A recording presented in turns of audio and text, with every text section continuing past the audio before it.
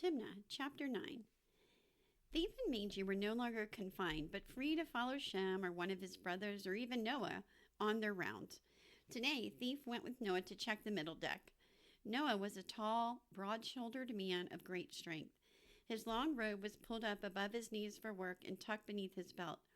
And because of it, Thief saw a curious thing. It was the way Noah walked. He seemed to move his feet in such a way that though the ark rocked constantly, he seldom needed to hold onto railing. Very slowly, Thief fell behind Noah. Cautiously, he tried to imitate Noah's walk.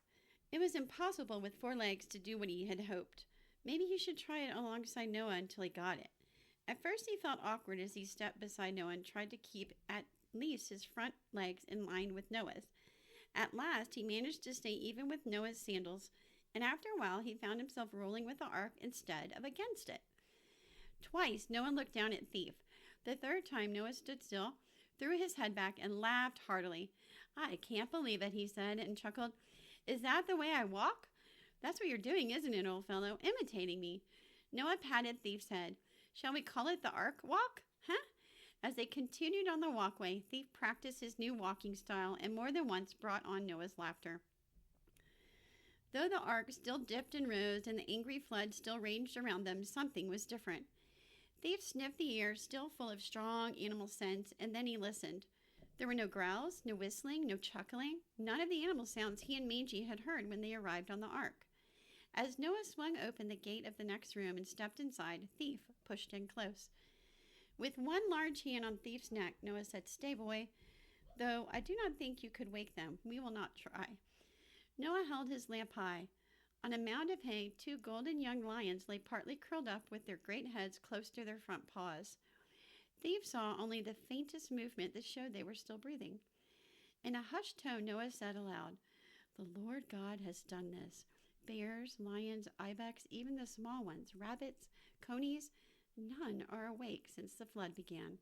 Thief nudged Noah's leg, and Noah patted his head.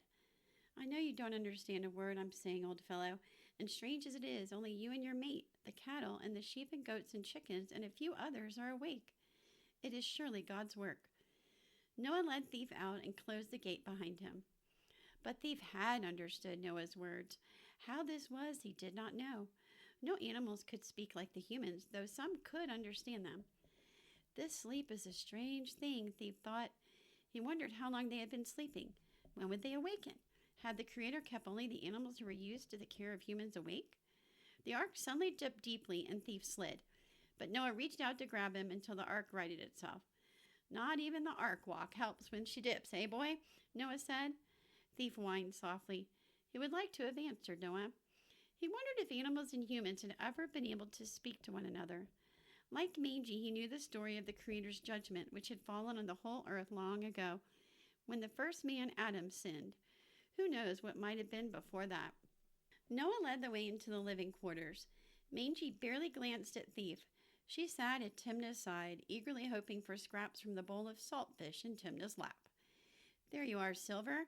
Timna greeted him and smiled. With a quick flip of her small wrist, she sent a tiny bit of fish tail straight to Thief, who caught it, swallowed it, and loved it. Mangy whined hopefully. Abigail looked up from the bread dough she was kneading. "Husband, sit, and I will bring you tea." She rose unsteadily and gripped the railing near her. "It is a mercy we do not bruise ourselves to death," she said. "Nothing changes. The winds still howl. The waters try to dash us to pieces. I cannot get used to it." Noah took her arm and led her back to floor cushion. "I will make my own tea. Sit and finish your kneading. What you need is a new way of moving about in all this." Chuckling, he looked over at Thief. "We call it the ark walk. But never mind, wife. You have better things to do." With a sure hand, Noah poured his tea and sat down. As his sons came one by one from their work to sit and share tea, Noah listened to their reports. Timna sat with her bandaged foot resting on a pillow, her work in her lap. As Ham gave his report, she forgot her work, her attention caught by his words. "The animals are still asleep," Ham said. "The sleep is so deep, none of them as much as stirs." Timna could not keep her curiosity down. Before anyone could say another word, she cried out, "Father Noah, how could all the animals still sleep? It's been so many days. Are they ill? Will they recover? It is good that the sheep and cattle and goats and the chickens are safe. She had forgotten to mention her dogs. Noah laughed loudly. So many questions, daughter, he said. First of all, this sleep is not a sickness. It is not a normal sleep, but I have seen something like it long ago in the small creatures of the hills. Certain months of the year, they curl up in their burrows and sleep for many months. One may hold them up during their sleep by the tail, and they will not awaken. But when they do, they are as good as ever, ready for the next cycle of their lives. Oh, Timna exclaimed, that is a wonderful thing. But how did all the animals catch it? Again, Noah laughed. Child, one thing I am sure of. All our animals on this ark have not caught anything. It is the Lord's doing. He has called them to sleep, all of them. And when it is time, he will cause them to awaken. Noah paused for a moment and took a long drink of his tea. This time he looked at the others solemnly.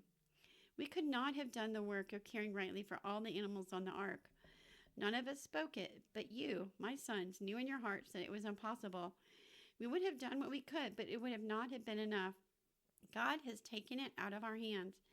The animals will sleep until he awakens them.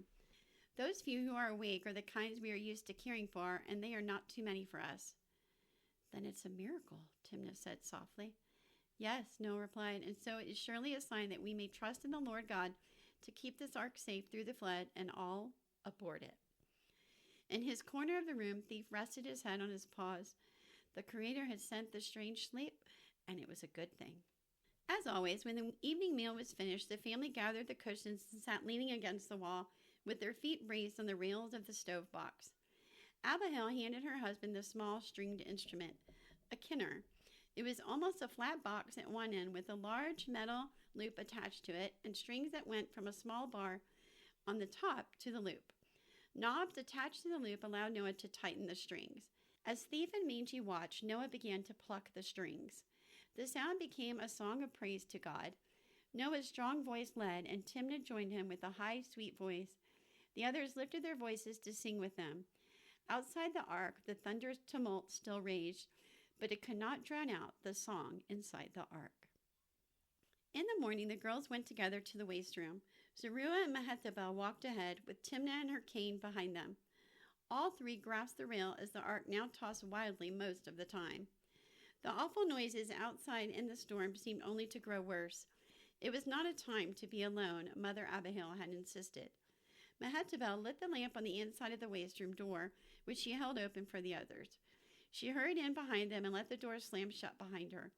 Instantly, the lamp blew out, plunging the room into darkness. Zeruiah screamed. Beside her, Timna reached out her hand to hold Zeruiah, but found only empty air. It was so dark, Timna could see nothing. She waved her arms, searching for Zeruiah.